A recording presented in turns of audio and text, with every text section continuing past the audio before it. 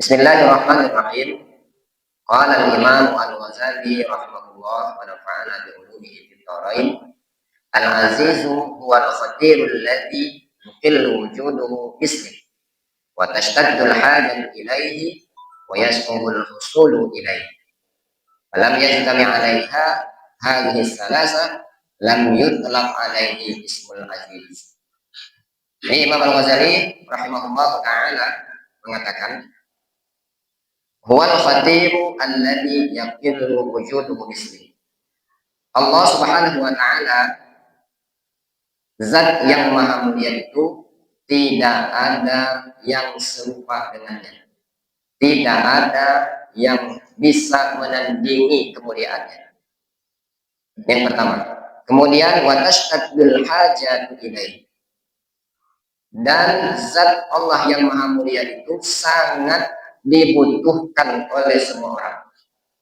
Semua makhluknya, semua ciptaannya tashtadul hajat ilaihi, sangat berhajat kepadanya. Wa yasmul husul ilaihi, dan mustahil orang atau makhluknya bisa mendapatinya. Hakikatnya tidak mungkin kita bisa mendapati Allah Subhanahu wa taala. Falam yajtami alaihi hadhihi thalatha lam yutlaq alaihi ismul aziz.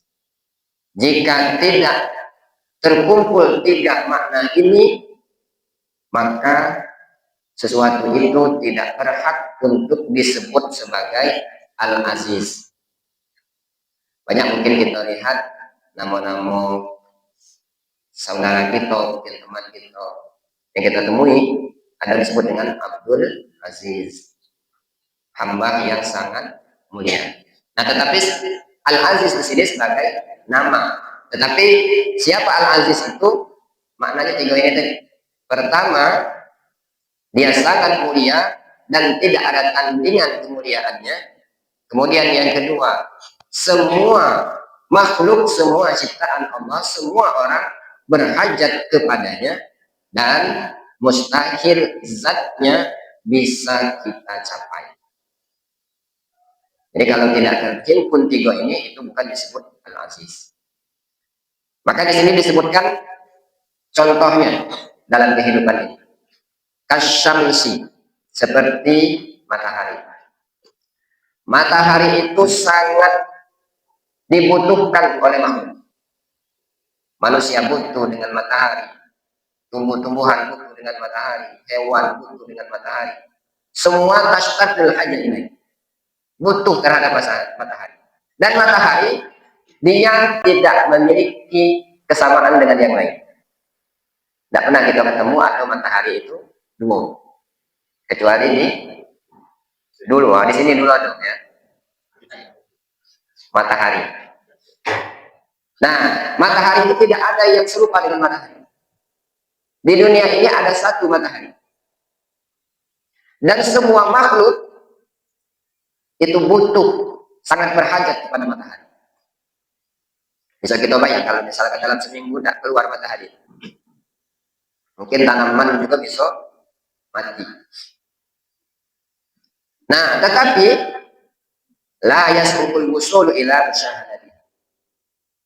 Kalau Allah tadi dia tidak mungkin kita mampu untuk mencapai zatnya, mendapati zatnya, sedangkan matahari kita mampu untuk melihatnya.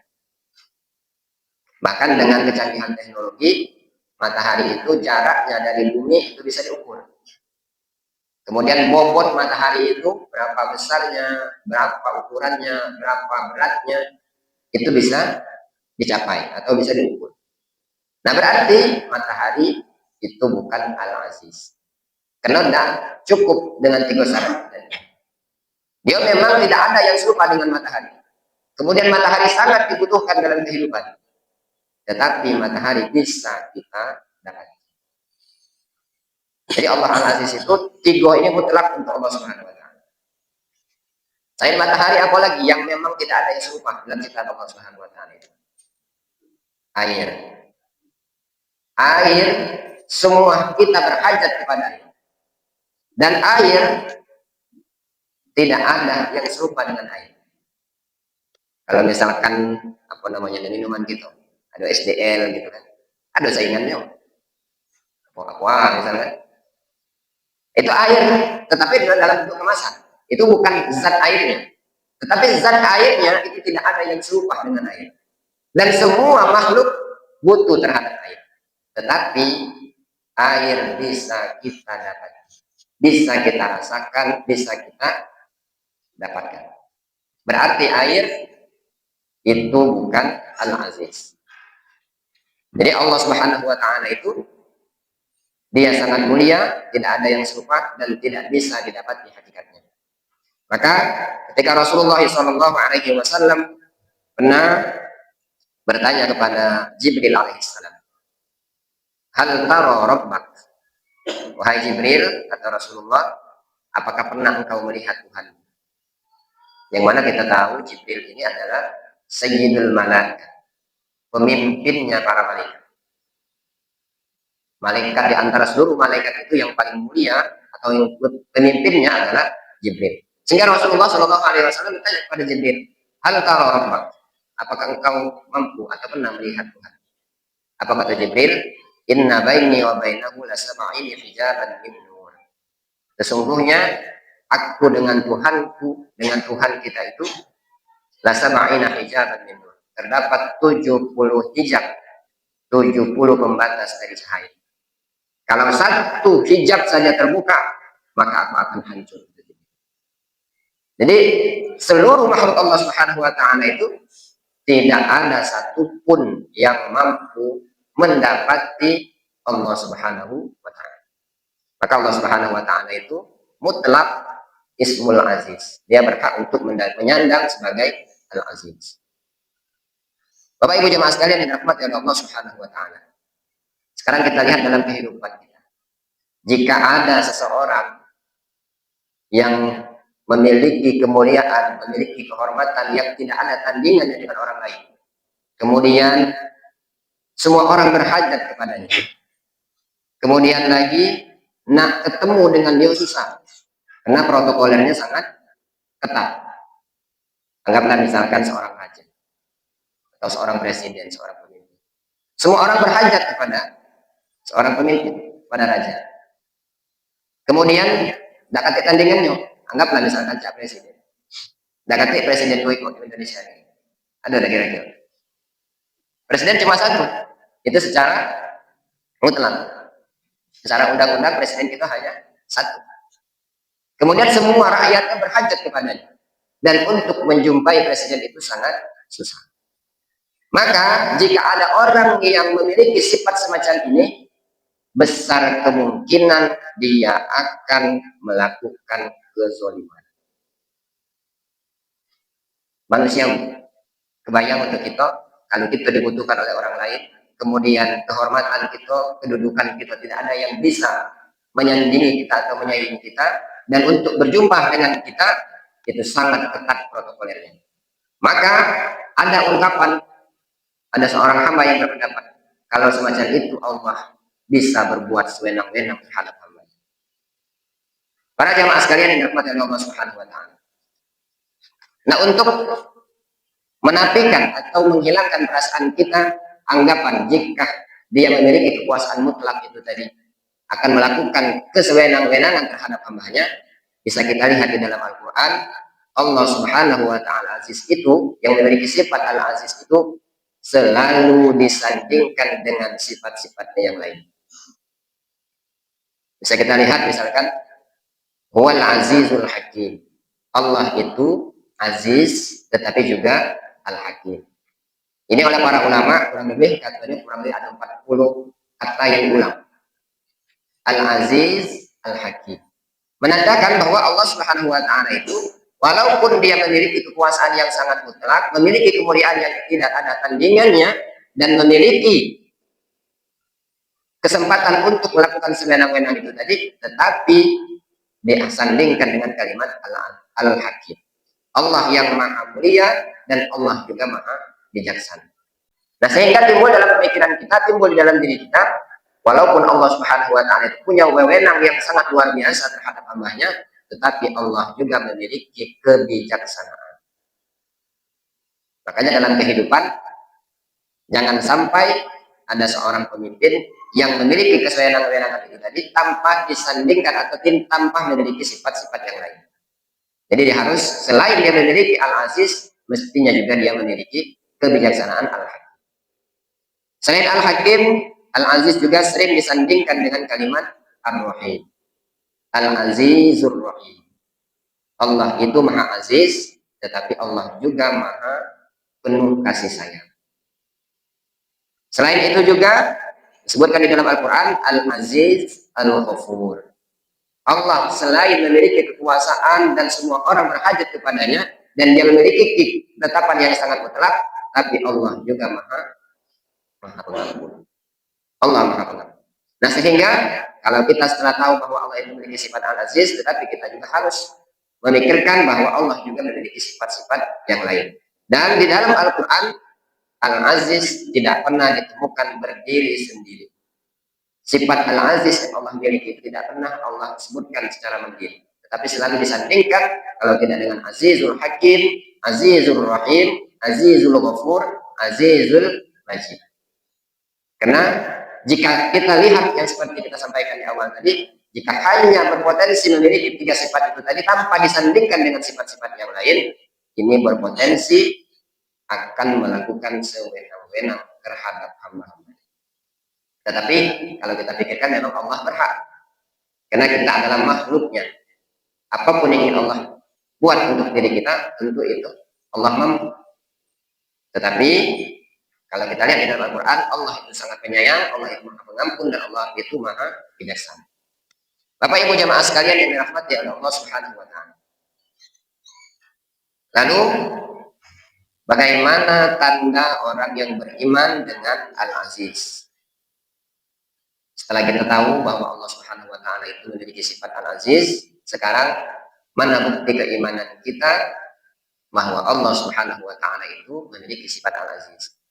Yang pertama, ayya'tatina ma qaddumna. Pertama kita harus meyakini terhadap Allah Subhanahu wa Ta'ala itu bahwa Allah memang betul-betul memiliki sifat Al-Aziz sesuai dengan penjelasan kita di awal tadi. Dan itu disebutkan di dalam Al-Quran. Allah Al-Aziz disebutkan di dalam Al-Quran dan harus kita yakini bahwa Allah itu Maha memiliki kemuliaan yang tiada tandingnya. Kemudian yang kedua, wa ayyata'azzaza billahil aziz la biqadrillah. Hendaknya kita mencari kemuliaan dengan Allah Subhanahu wa Ta'ala, bukan dengan makhluk Allah Subhanahu wa Ta'ala. Kita hidup di dunia ini dianjurkan untuk menjadi orang yang bermanfaat dan menjadi orang yang mulia. Nah, bagaimana untuk mencapai kemuliaan itu? Bi-khalqillah, dengan billah, dengan Allah Subhanahu wa Ta'ala. La bi-khalqillah, bukan dengan makhluk Allah Subhanahu wa Ta'ala. Karena kita lihat dalam kehidupan kita, terkadang jangankan orang lain, mungkin kita secara pribadi mencari kemuliaan itu dengan makhluk-makhluk Allah. Apa contohnya? Mencari kemuliaan dengan harta. Merasa kalau banyak harta itu akan dimuliakan oleh orang lain. Atau mungkin saja bisa jadi kita mencari kemuliaan itu dengan jabatan. Merasa misalkan kalau kita punya jabatan, punya karir yang bagus, kita akan dimuliakan oleh orang lain.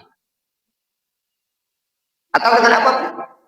Bisa saja misalkan dengan harta, dengan jabatan, atau dengan nasab, dengan keturunan. Oh, merasa misalkan aku ini masih punya keturunan darah biru misalnya. Gitu kan? Dia selalu menyandingkan dengan nasabnya. Nah, di sini kata Allah Subhanahu wa Ta'ala, jika kita meyakini bahwa Allah Al-Aziz, Allah yang memiliki kemuliaan itu, wa ayyata'azzaza billahil aziz la biqadrillah. Mencari kemuliaan itu dengan Allah yang Al-Aziz, bukan dengan makhluk-makhluk. Kenapa? Karena kalau kita mencari kemuliaan dengan makhluk, itu pasti terbatas. Cari kemuliaan dengan harta. Pada saat harta kita dekati lagi, kemuliaan kita hilang. Atau misalkan harta kita banyak, Sampai keturunan mungkin nggak akan habis. Tapi kita hidup di dunia pasti terbatas. Harta kita banyak sebanyak apapun, tapi pada saat kita sudah meninggalkan dunia ini, apakah kita akan masih mulia di hadapan manusia? Jangankan di hadapan Allah Subhanahu wa taala. Di hadapan manusia apakah kita masih mulia? Tapi artinya sama misalkan kalau kita mencari kemuliaan dengan jabatan, dengan popularitas, apakah itu akan terus berlanjut? Tidak. Kalau jabatan mungkin kalau dia sebagai anggota dewan paling 5 tahun. Pada saat masih menjadi pejabat, datang misalkan diantar, balik, dijemput, kemudian protokoler berjalan, duduk paling depan, makan duluan sekali. Dimuliakan oleh orang. Apakah itu selamanya? Tidak. Begitu juga dengan popularitas ataupun yang lain. Nah, jika kita mencari kemuliaan dengan makhluk, itu tidak akan pernah abadi. Dia pasti punya batas. Makanya orang yang ingin mulia dengan Al-Aziz ini, hendaknya dia mencari kemuliaan dengan Allah Subhanahu wa taala. Bagaimana caranya? Disebutkan di dalam Al-Qur'an, inna akramakum indallahi atqakum. Jadi kalau kita ingin mulia dengan asma Allah Al-Aziz ini, hendaknya kita bertakwa kepada Allah Subhanahu wa taala. Hendaknya kita taat kepada Allah Subhanahu wa taala. Kenapa? Allah tidak akan pernah hilang, Allah tidak ada batas waktunya, dan Allah selalu mulia. Jadi kalau kita bersandar kemuliaan kita kepada Allah Subhanahu wa taala, kita akan mulia selama-lamanya. Mana contohnya? Mungkin banyak lagi kita tahu. Ada namanya Sunan, bukan Sunan, apa namanya itu, Wali Songo. Sadar, Wali Songo. Para ulama-ulama, apakah sampai saat ini hilang kemuliaannya? Tidak. Dia sudah meninggal puluhan tahun, ratusan tahun bahkan, tetapi masih dikenal jasa-jasanya. Pengarang kitab Imam Al-Ghazali. Sampai sekarang manfaat ilmu dan selalu kita muliakan. Imam Bukhari, Imam Muslim. Dia kenapa? Karena dia mencari kemuliaan dengan Allah Subhanahu wa taala. Sehingga tidak lekang oleh waktu, tidak ada batas. Walaupun dia saat ini sudah tidak ada lagi di dunia ini, tetapi kemuliaan itu akan selalu abadi. Kenapa? Karena dia menyandarkan kemuliaan itu dengan Allah Zat yang Maha Abadi. Bapak Ibu jemaah sekalian dari Allah Subhanahu wa taala. Ini yang kedua. Jadi kalau kita beriman dengan Al-Aziz, hendaknya kita menyandarkan kemuliaan itu dengan Allah Subhanahu wa taala. Kemudian yang ketiga, orang yang beriman dengan Al-Aziz ini ayyahtaja ilahi ibadullahi fi kulli umurihim al-hayatil ukhrawiyah wa sa'adatil abadiyah. Hendaknya dia menjadi seorang hamba yang dibutuhkan oleh orang lain, terutama terhadap urusan-urusan ukhrawi dan kebahagiaan abadi. Di mana kebahagiaan abadi itu? Di surga Allah Subhanahu wa taala. Jadi kalau kita beriman dengan Al-Aziz ini, kita mempersiapkan diri kita supaya kita dibutuhkan oleh orang lain yang berkaitan dengan kehidupan akhirat dan kebahagiaan abadi kita di akhirat, terutama kepada orang-orang terdekat kita, dengan anak kita, dengan pasangan kita di rumah. Kalau dia bertanya berkaitan dengan agama, berkaitan dengan akhirat, kita mampu untuk memberikan penjelasan. Berarti kita dibutuhkan oleh orang lain terhadap urusan-urusan agama kita, terhadap urusan-urusan akhirat kita. Kenapa? Karena hidup di dunia ini pasti berakhir. Apapun yang kita kejar di dunia ini sifatnya sementara. Dunia itu, kalau kita tidak tahu bahwa apa itu dunia, kenikmatannya sebelum kita dapat. Setelah kita dapat, nikmatnya akan berkurang. Nikmatnya akan hilang. Bayangin ya pada saat kita puasa. Mulai jam 9, jam 10 kaki, kalau keluar itu rasanya enak kan? Nengok buah ini, perasaan kalau hari biasa kayaknya biasa nengok buah. Saya ngalem kayak enak.